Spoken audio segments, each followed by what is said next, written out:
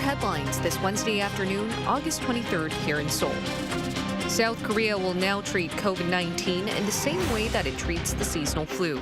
After seeing the number of infections drop for the first time in nearly 2 months last week, authorities have decided to lower its infectious classification from Class 2 to the lowest, Class 4.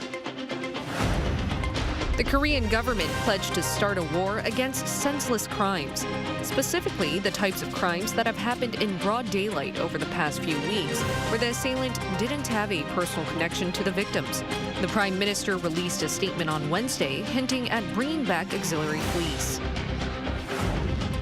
Tomorrow, Japan will release treated wastewater from its wrecked Fukushima Daiichi nuclear power plant.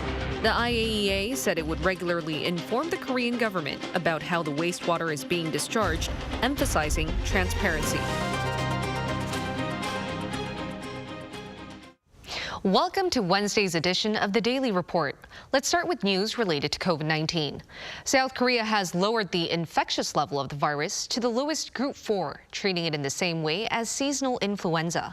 From August 31st, authorities will no longer count daily figures and will instead allocate resources to protect high-risk patients. Choi Soo-young starts us off.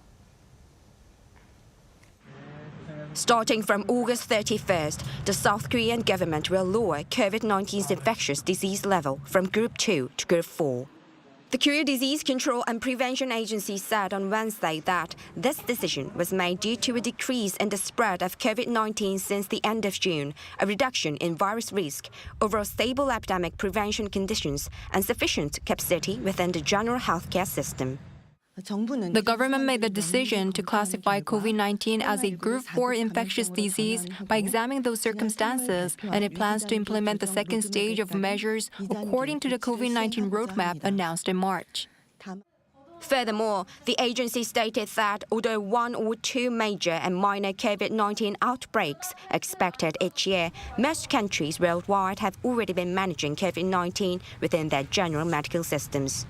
The decision means the focus now will shift from counting daily case numbers to protecting high-risk groups. The downgrade from Group 2 to Group 4 means there will be no more daily reporting of confirmed case numbers, which had been going on for 3 years and 7 months. Also, under Group 4, people no longer need to report COVID-19 infections within 24 hours, nor do they need to isolate. Instead, the government plans to operate a more precise monitoring system to observe the COVID-19 trend on a weekly basis. However, the officials said that even with the transition to Group 4, there are still ongoing concerns about new COVID-19 variants. The KDCA said that masks will still be required for the time being at infection-vulnerable facilities such as hospitals and nursing homes. Additionally, support for COVID-19 diagnosis and treatment costs, operation of screening clinics, and the supply of vaccines and treatments will still be provided free of charge for now. The government stated that it will manage the epidemic situation in a stable manner going forward. Choi Soo-young, Arirang News. Over the past few weeks, the public has raised concerns over violent crimes targeting random citizens. To prevent any of these crimes from recurring, the government is set to restructure its police force. Officials will also push for tougher laws against perpetrators while providing more support for victims. Kim Do-yeon has the details. Following a series of shocking crimes in South Korea, the nation is reorganizing the police force while bringing back auxiliary police. Prime Minister Han Duck-soo and law enforcement-related ministers addressed the nation on Wednesday morning to lay out major plans for public safety. We will prioritize law enforcement as a top police duty and reorganize police structures to strengthen capacity. To significantly enhance crime prevention capabilities, we will actively consider the reintroduction of auxiliary policemen. The auxiliary police was once a mandatory military service option for South Korean men. However, it began downsizing in 2017 and currently has no members. South Korea's chief of police said the plan as of now is to have up to 8,000 auxiliary policemen, which would take around 7 to 9 months, and explained this is to have more officers available around the clock. The Prime Minister also reiterated pushing for life sentences without the possibility of parole for such crimes, while establishing regulations to penalize public threats and possession of weapons in public places. In terms of perpetrators with mental health issues, related policies are being reevaluated, including prevention, early detection, treatment, and daily recovery processes, with the ability of courts to admit people into mental hospitals strengthened. The government is also looking to take care of victims better. One-stop solution centers will be established to provide various forms of support, including legal, economic, psychological, employment, and welfare aid for the victims. Aiding the victims is very important, and the budget is to be prioritized. Considering our nation spends billions hosting international events, we need to inject plenty of funds to support this. Lastly, the government is encouraging people to provide more tips to police regarding threats to safety while it pledged to work more with related volunteers. The Prime Minister also pointed out some fundamental reasons for the recent rise in these serious crimes. Several factors contribute to these heinous crimes, including social marginalization and the proliferation of relative alienation due to the rise of social media. While this does not justify the crimes, he says the government is analyzing the reasons with experts to come up with measures to fundamentally fix the root of the problem. Kim Do-yeon, Arirang News. Tomorrow, Japan will release wastewater from its damaged Fukushima nuclear power plant. While the South Korean government says there's no scientific or technical problems with the planned discharge, officials pledge to still make sure the process is done in a way where the safety and health of citizens are protected. My colleague Chang Min-jung has this report. With Japan set to proceed with the release of Fukushima wastewater as soon as Thursday, the South Korean government has determined that there are no scientific or technical problems with the planned discharge. Speaking at a briefing on Tuesday afternoon, the first deputy chief of the Office for Government Policy Coordination, Park Gu-yeon, stressed that this, however, does not mean that the government accepts or supports the wastewater release. Our government concluded today that we'll ask Japan to immediately stop the discharge if the actual process goes differently from what was planned, as it would threaten the safety and health of our people. In order to enhance the transparency and reliability of the disposal, Park said South Korea has consulted with the IAEA and Japan about having Korean experts participate in the on-site inspection operated by the IAEA. The Korean government also asked Japan to immediately stop the release and notify the government if something unusual occurs. Lastly, South Korea has requested the sharing of real-time information for prompter, transparent monitoring. In response, Japan, in coordination with the IAEA, agreed to post relevant data online every hour with the information provided in Korean as well. To ease concerns, the government announced its future plans aimed at protecting the safety and health of people in Korea. As we have done so far, our government will focus on the health and safety of the people and respond transparently and promptly while doing our best to minimize damage to fishers in the fisheries industry. First, the government plans to significantly expand the scope of monitoring to include the waters near the Pacific Islands and the Northwest Pacific near Japan. Authorities also vowed to expand simulations using actual data obtained after the release to reflect what's really going on. The government has been judging that the impact of the release on domestic waters and marine products will not be significant. This comes as results from various simulations have shown that radioactive substances from the wastewater would flow into Korean waters several years later in a considerably diluted state. Choi Min-jung, Arirang News. To make sure the planned discharge of Fukushima wastewater is done safely, the International Atomic Energy Agency will remain stationed at the plant, providing real-time updates to the international community. The UN nuclear watchdog also issued a separate statement to South Korea, promising to regularly hand over info regarding the release. Shin Ha-young reports. The International Atomic Energy Agency will review the situation during and after the discharge of Fukushima wastewater. Following the announcement by the Japanese government on Tuesday, the IAEA published a statement on its website saying that its staff on-site will continue to monitor and assess the activities to ensure their ongoing alignment with safety standards, including on the day of the discharge starting and after. The agency has staff stationed in a Fukushima office that was opened last month, where South Korea will also send its experts. The IAEA experts there will directly observe the process of collecting wastewater samples.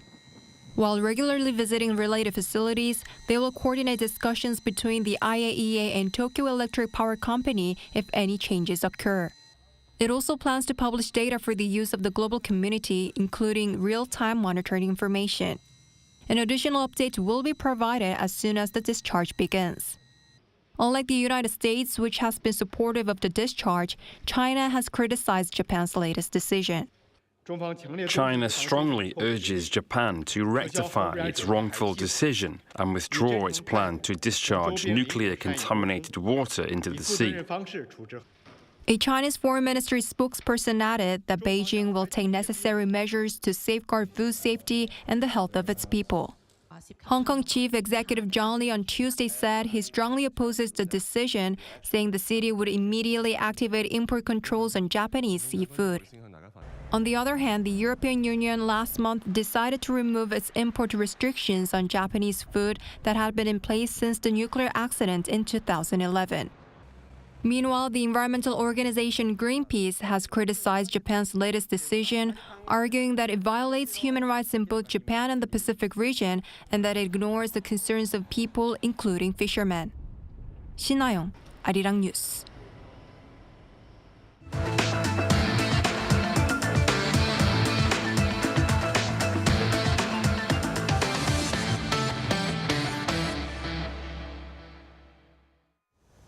South Korea will focus on helping the socially underprivileged while normalizing finances with its budget in 2024.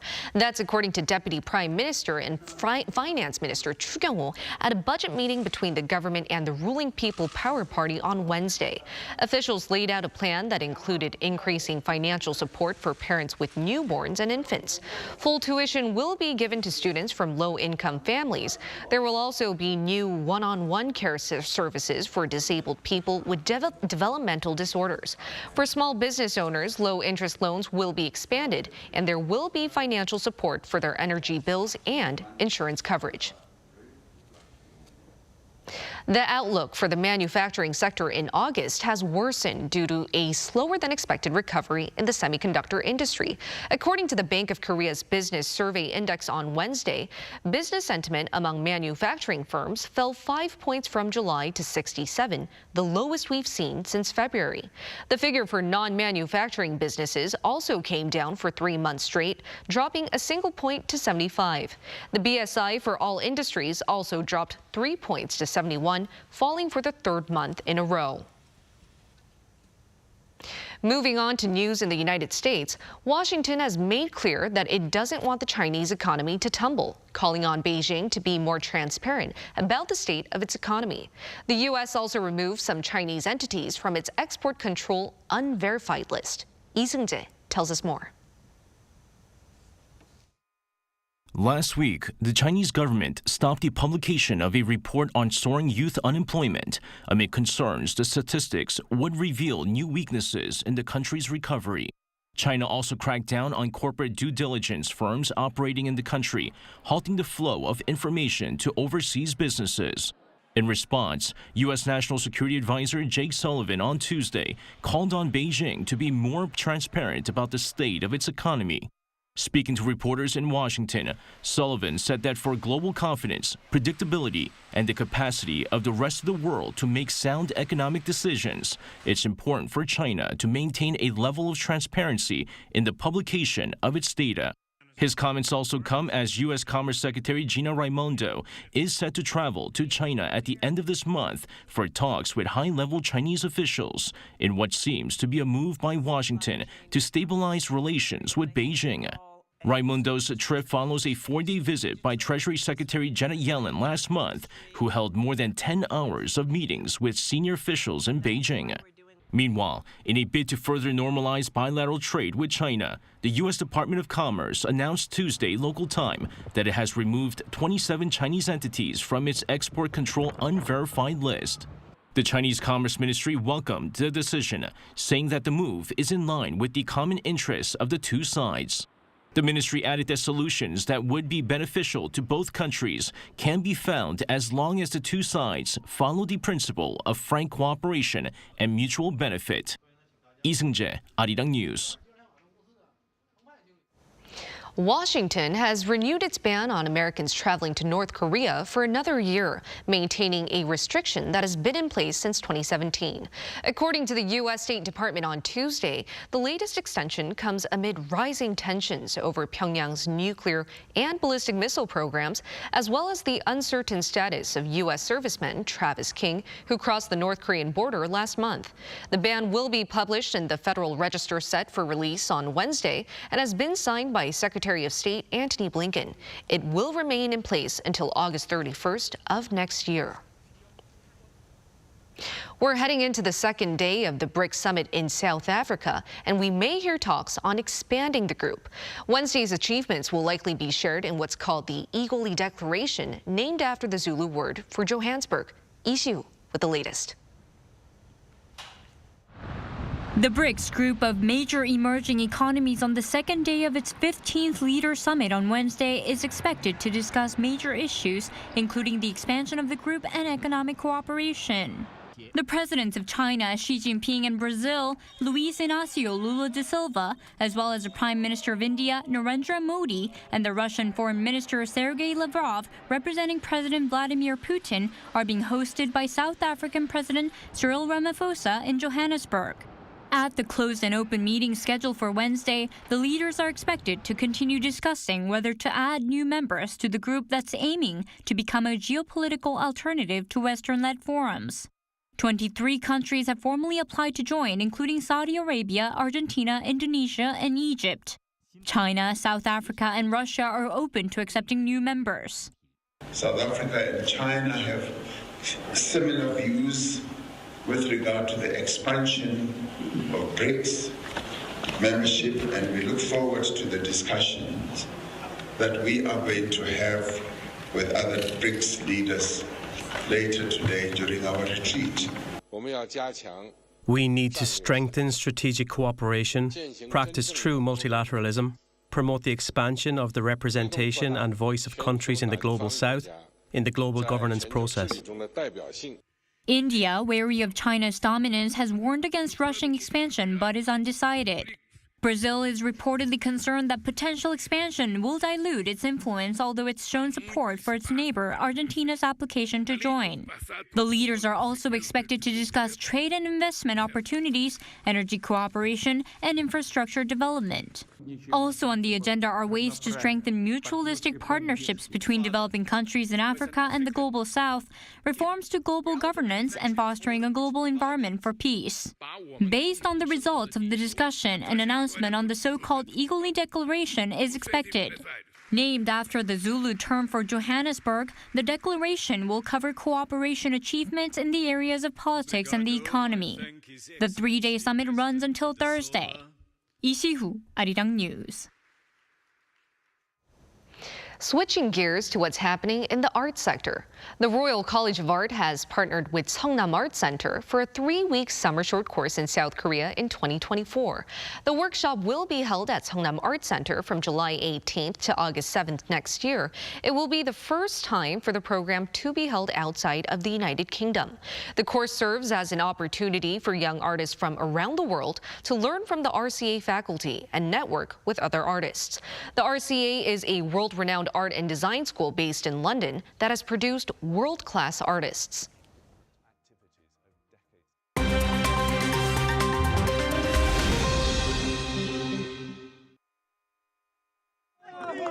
Let's take a look at what's going on in the world now. In northwestern Pakistan, 8 people, including 6 children, were safely pulled from a cable car in a dramatic rescue. The 12-hour ordeal on Tuesday near the city of Battagram saw 1 child airlifted by helicopter, while the rest were moved to safety by a zipline. Pakistan's army said that rescue efforts were made dangerous and difficult because of windy conditions. The children had been on their way to school when one of the cable car's cables snapped almost 300 meters above a ravine. The cable car is used to cut travel time through a valley from 2 hours to just 4 minutes. In Greece's northeast, firefighters fighting a wildfire have discovered the remains of 18 burnt bodies. According to the local fire brigade on Tuesday, the bodies were found by a shack in a remote village near the port city of Alexandroupolis.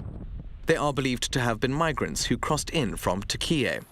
The Greek border region is a known crossing point for thousands of migrants looking to enter Europe. The discovery comes as a number of wildfires rage in Europe, including in neighboring Turkey, where 6 villages have been evacuated and water traffic was temporarily suspended on the Dardanelles Strait. It also comes amid scorching heat waves in southern Europe that have triggered several red alerts in Italy and France. Now, after months of political suspense and legal maneuvers, Thailand has elected Srettha Thavisin of the Pheu Thai Party as its new prime minister. The real estate mogul was elected in a successful parliamentary vote on Tuesday, supported by a coalition that includes pro-military parties linked to a 2014 coup that installed military-backed rule. An election back in May saw the Progressive Move Forward Party win the most votes, but they were blocked from power by conservative senators. Thavisin's election came hours after former PM and fugitive Thaksin Shinawatra returned to the country after 15 years of self-imposed exile.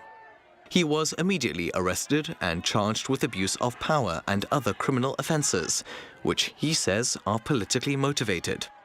Shinawatra is known as a figurehead for the Pheu Thai Party. And finally, a rare spotless giraffe has been born at a private zoo in the U.S. state of Tennessee. It's currently the only one of its kind in the world that we know of. Only one other spotless giraffe born in a Tokyo zoo in 1972 has ever been recorded in history.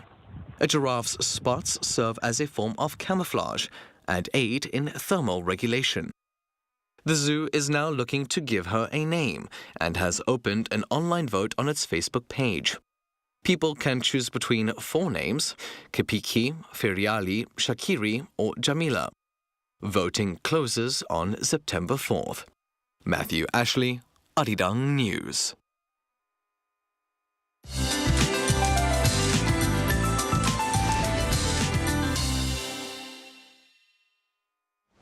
Good afternoon. It's Tosa today, the second autumn seasonal term. Summer heat should subside from now on. Today's rain might help to cool things down a bit for western parts of the country.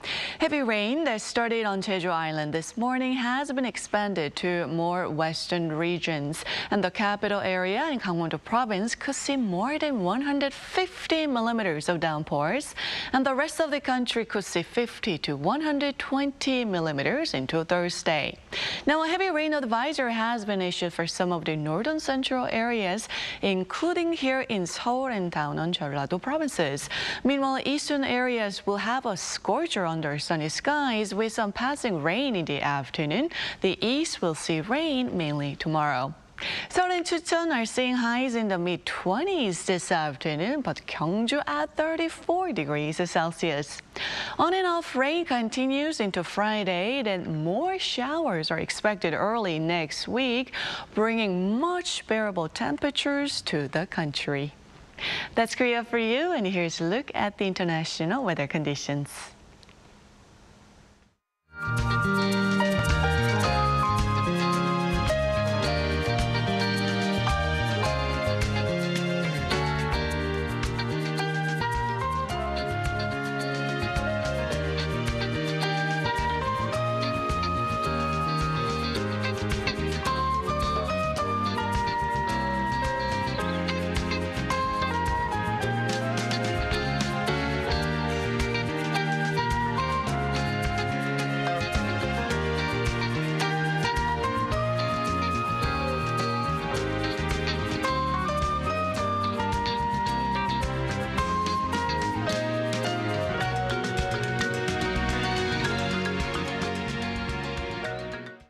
Thank you for joining Wednesday's edition of the Daily Report. Do stay with us for a panel discussion on what to expect now that Beijing has decided to resume overseas group tours to South Korea. As for the Daily Report, we'll see you again at this hour tomorrow.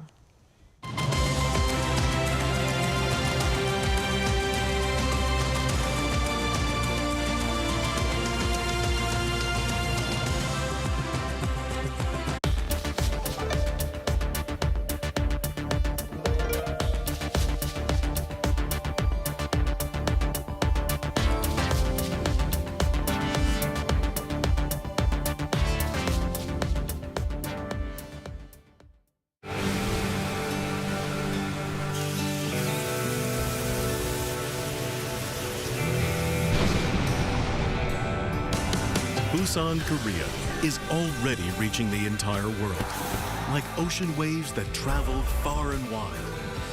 It's Busan, the perfect World Expo city, transforming our world, navigating toward a better future.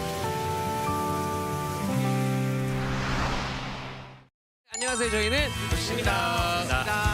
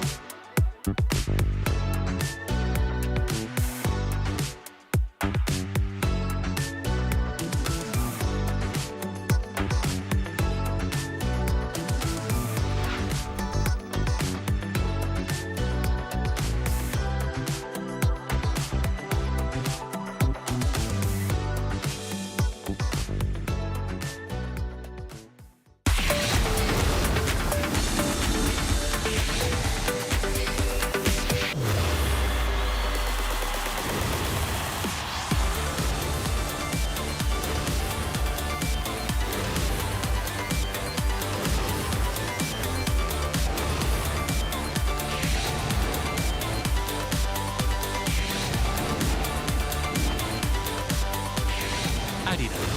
What matters?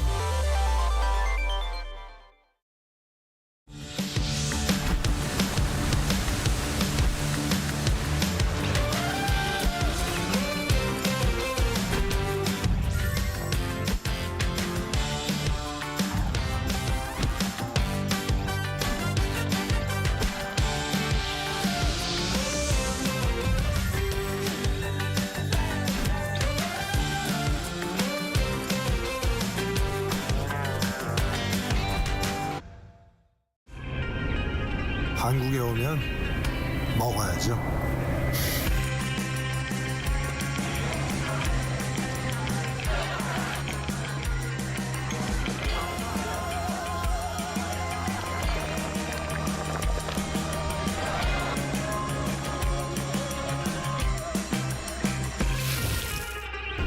먹어도 끝이 없는 나라.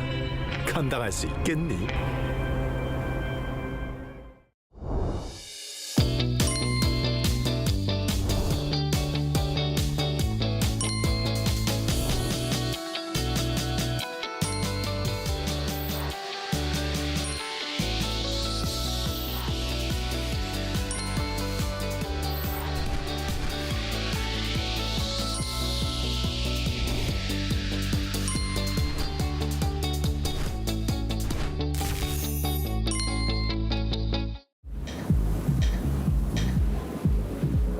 welcome.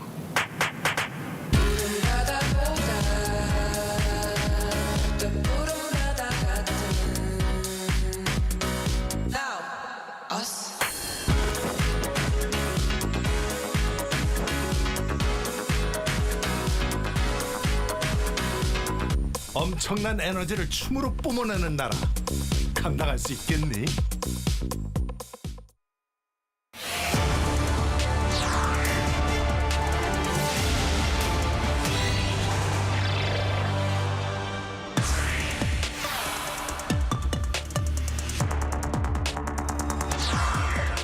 China is now allowing its people to go on overseas group tours to 78 more countries, including South Korea, but some regions like Canada didn't make the cut.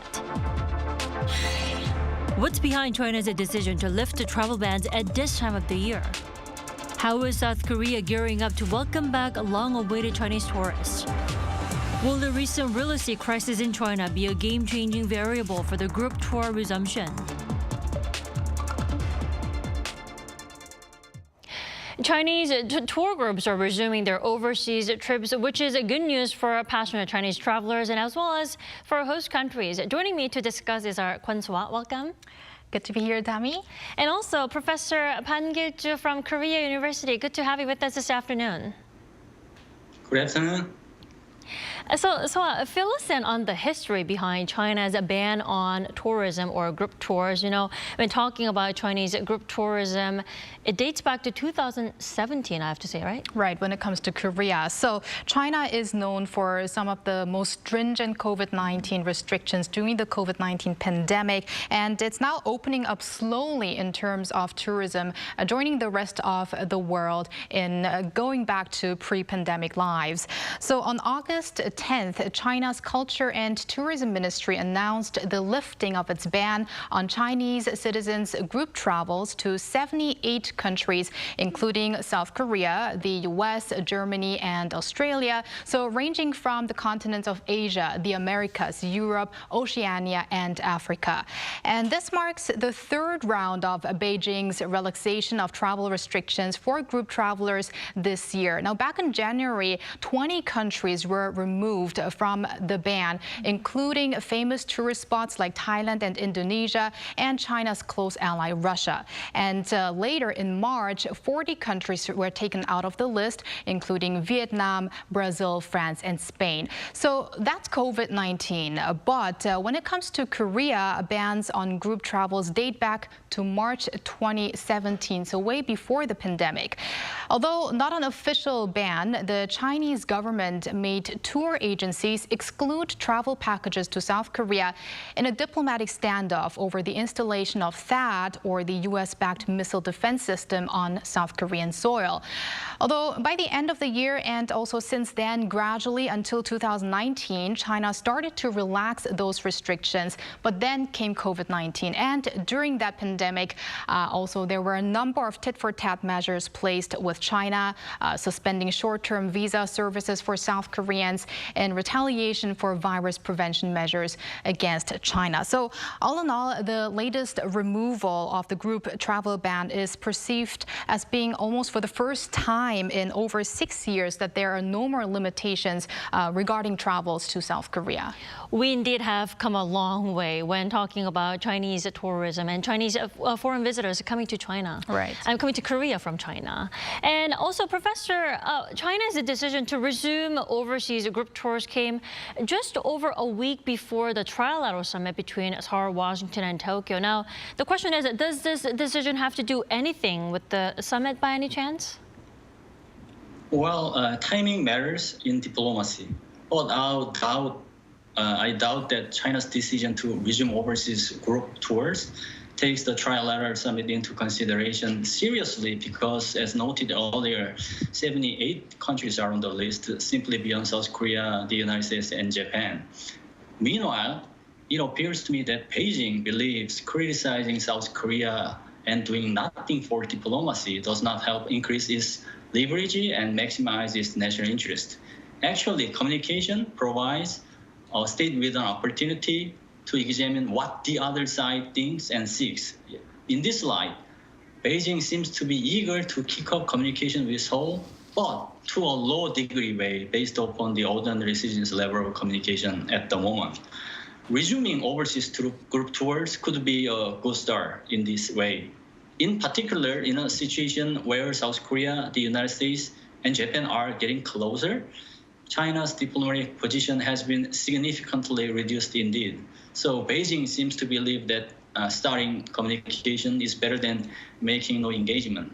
Furthermore, I think resuming overseas group tours is also advantageous for the success of the Hangzhou Asian Games, which is scheduled from 23 September to 8 October this year. If Chinese shows up at tourist attractions around the world, it could be effective for advertising Asian Games as well.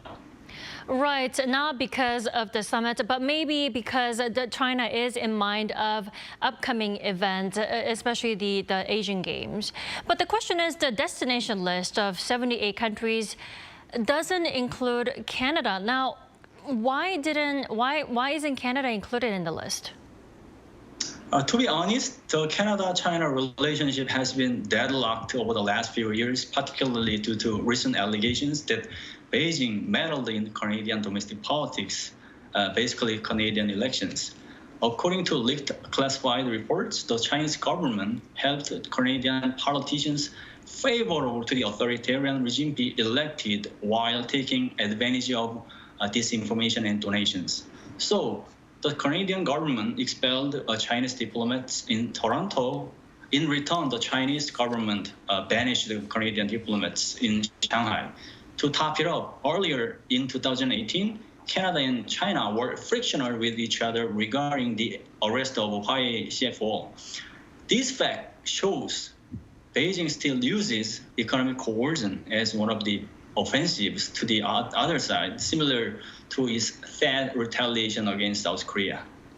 Sure, indeed. So Canada is left out for now. But in the meantime, Soa, hopes are high that the resumption will revitalize economic situations here in the country, especially, retail.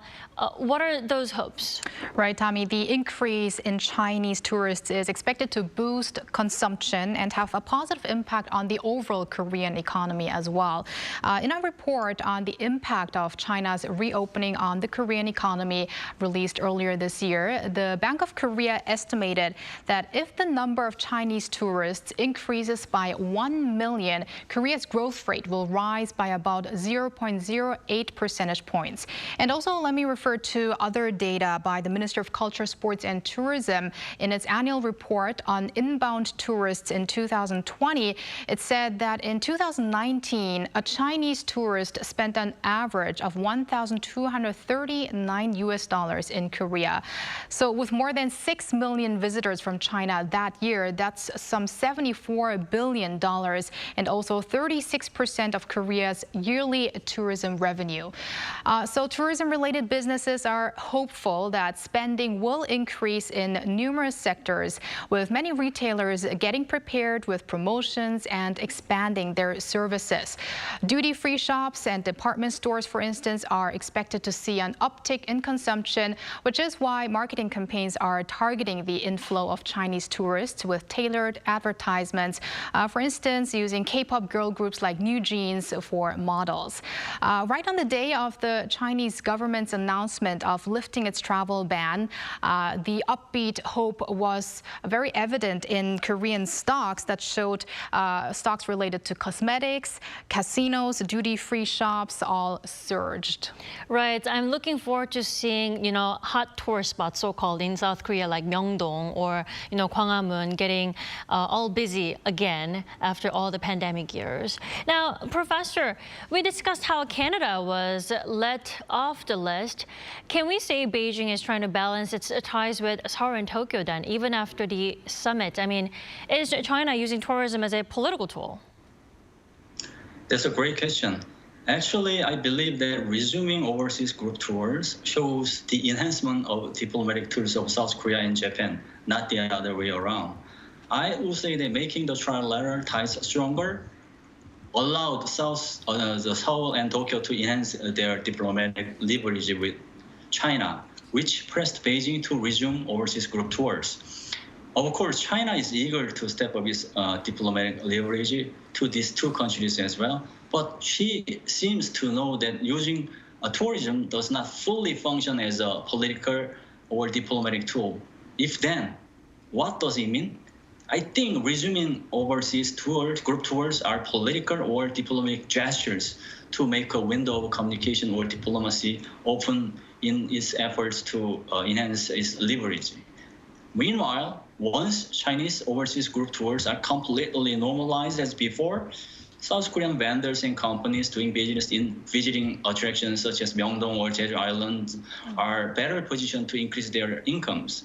In the end, this reciprocal activity is expected to create economic interdependence as before. So once this mechanism is back on track, South Korean citizens are most likely to ask their government to improve its relationship with China in a more passionate way.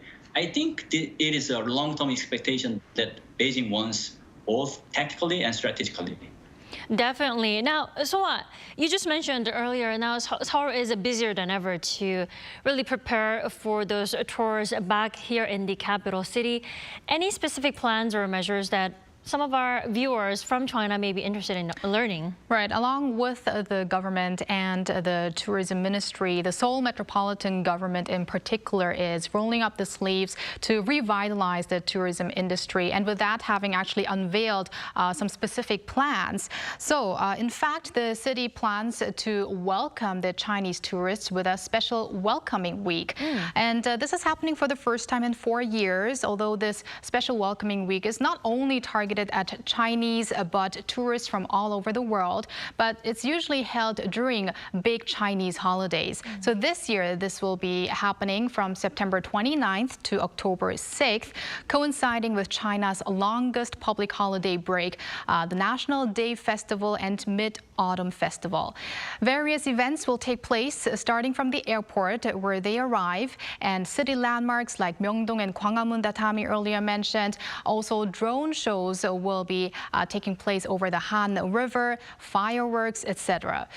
Special tourist welcoming weeks usually also mean sales targeted at foreigners. And I remember actually earlier that I got a drink for free when I was in Dongdaemun district, which is a famous shopping district, because I am a foreigner actually. I'm a German citizen. Right. So during that period, I got a free drink. So these kinds of extra, specialties are being offered to the Chinese people during that special week.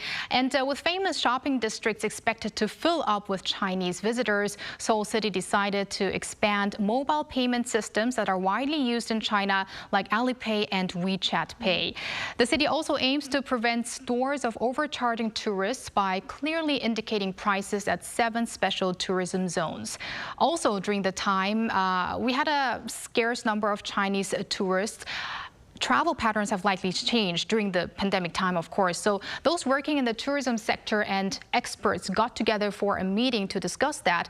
For instance, the patterns of tourism or travel regarding the MZ generation. And also there are experts saying that there seems to be an increase in smaller groups traveling instead of large groups of, those large-sized, low-cost travel patterns. Nice. So many perks that foreigners can enjoy here in the capital city. Yes. We can look forward to that. Right. Now, Professor, China's Global Times pointed out that Seoul needs to pour more effort into defrosting South Korea-China ties in order to bring Chinese tourists back into the country. Now, what kind of efforts is this report talking about? I mean, what efforts should China contribute then?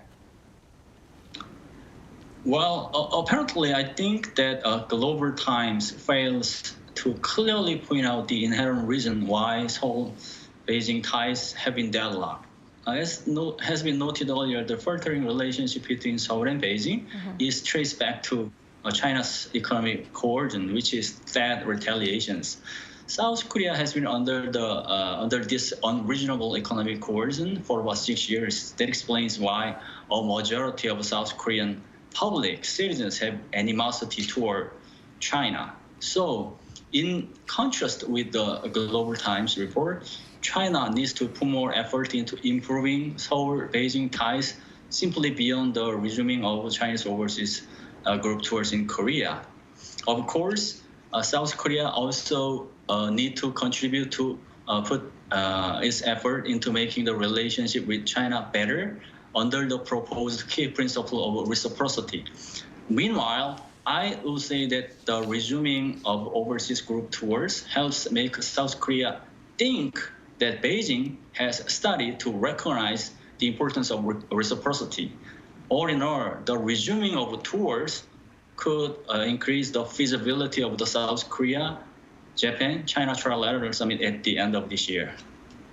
Definitely. And so, China is currently facing this crisis in real estate sector at the moment, which is a growing concern. Now, will this be a challenge for Chinese tourists to open their wallets and actually enjoy themselves in a foreign country? Probably, because China's housing crisis continues, exports and imports remain sluggish, and diplomatic rows also have a lot to do with the economic situation in China. So experts say also the real estate crisis in particular could hit another new level. What used to be the country's growth engine has come to a standstill with millions of jobs and savings threatened in the property market. Meaning the economic woes are casting clouds over the highly anticipated reopening as high costs for outbound travel makes Chinese citizens turn to inland travel for their vacations. In fact, international flight activity data as of July recovered to merely 53% of pre-COVID levels. So, of course, this being before the opening to the additional 78 countries that remained earlier. Now, numerous global airlines had limited their routes immensely during COVID-19, now coping with staff issues. Also, visa and passport issuance problems remain. So the scrapping of the ban on group tours may not immediately result in the surge of travel due to these financial issues on an individual level as well as due to the domestic economy. Right, it's going to be a slow but much needed step to fill in the past years. Right. Now, Professor, China in the meantime has removed Qin Gang from the post of the country's foreign minister, and they brought back his predecessor Wang Yi instead, right? Now, to give you a brief background, unlike Qin Gang, Wang Yi has taken rather softer approaches to dealing with Seoul-Beijing relations. Will that return of Wang Yi be a positive influence in dealing with the bilateral ties? Not exactly, I believe. I wonder whether Wang Yi has taken softer approaches than Qin Gang indeed. Basically, Qin Gang is under the supervision of Wang Yi. Moreover, there is only one voice in the authoritarian regime. So I do believe that it is not a matter of Qin Gang or Wang Yi, but a matter of President Xi Jinping. Under the political power of President Xi, wolf warrior diplomacy has been more offensive, and revisionist policies have been laid out in a more aggressive way. In that aspect, a situation based upon political characters looks the same. What makes the difference is that South Korea step up its diplomatic leverage to international society as well as China, thanks to, first, its enthusiasm to engage in international politics, as shown by the launch of its own Indo-Pacific strategy. And second, the new security, the trilateral security architecture.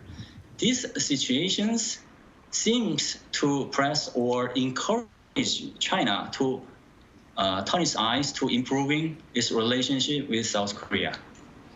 Right, Professor, that's a really good point, because Wang Yi and Qin Gang are still under one roof called China at the end of the day. Yes, of course. Yeah.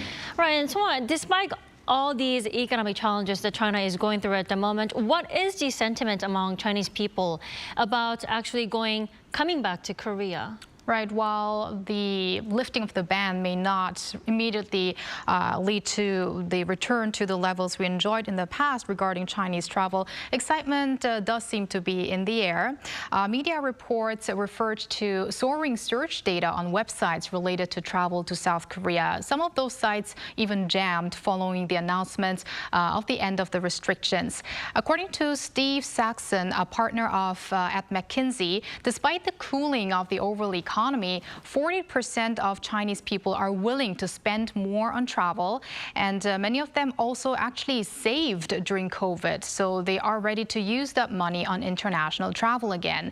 There were also less enthusiastic responses or hesitancy towards traveling abroad again. Some netizens on Weibo expressed they do not want to travel abroad, saying domestic travel is good enough, citing beautiful scenery and affordable food. And also there remain some health concerns. After all, the country went through extreme border controls during the past 3 to 4 years and really got used to these antivirus measures as well as inbound travel during those 3 to 4 years. And this one's interesting as well. A survey by Dragontail International said that Chinese travelers fear about their safety abroad because they are fearing unfriendly reception. Interesting thoughts there. Now, Professor, we are running out of time, but briefly, I want to know what's your take on a possible visit by President Xi Jinping to South Korea within the year. How likely is it? While hosting presidency here in Korea has something to do with the feasibility of the South Korea, Japan, China trilateral summit. If the latter happens to be made, President Yoon is expected to host President Xi bilaterally with this opportunity in Korea.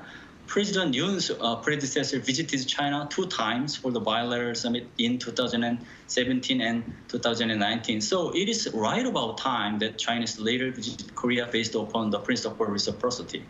I think President Xi visits Korea this year. Indeed, it is most likely to provide a golden opportunity for making the principle of reciprocity recognized, leading to significantly improving the South Korea-China relationship. It remains to be seen whether the return visit will take place actually. All right, let's keep a close eye on that. That was Professor Ban from Korea University. Thanks so much for your insight today. Thanks for having me. All right, so I thank you always for your time. Anytime. We thank you so much for watching Issues and Insiders. We'll be back tomorrow at the same time, 2:30 p.m. Korea time.